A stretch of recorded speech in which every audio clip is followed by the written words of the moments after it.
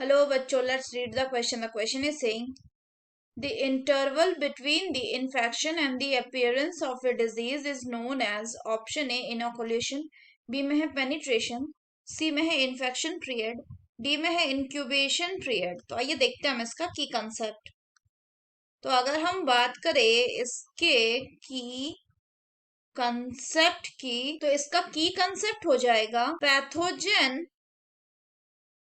Entry. तो अगर हम बात करें फर्दर, तो जब कोई पैथोजन एंटर करता है किसी होस्ट में, उस मोमेंट को क्या कहते हैं? उस मोमेंट को कहा जाता है एक्सपोजर मोमेंट. Exposure moment.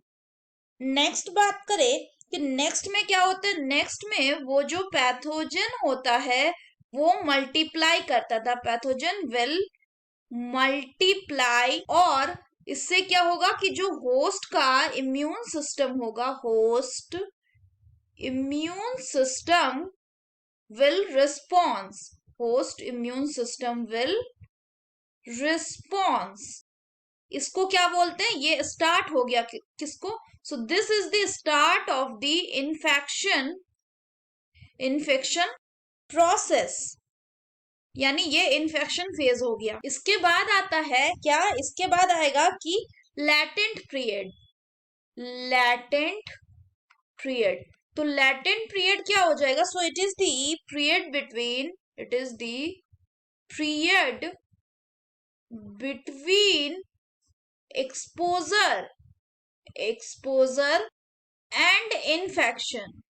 यानी एक्सपोजर से इन्फेक्शन होने का जो पीरियड है, इसको क्या कहते हैं? लैटेंट पीरियड बोलते हैं. और इस पीरियड में क्या होगा कि जो पैथोजन है वो कैसे प्रेजेंट रहेगा? It will present in the latent stage. Latent stage, यानी कि यहाँ पे कोई क्लिनिकल सिम्टम्स नहीं होगा. So the pathogen will present without clinical symptoms. Without clinical symptoms. इसके बाद आएगा क्या? इसके बाद आता है वो पीरियड. सो द पीरियड जब हुआ था exposure, so the period between exposure and the onset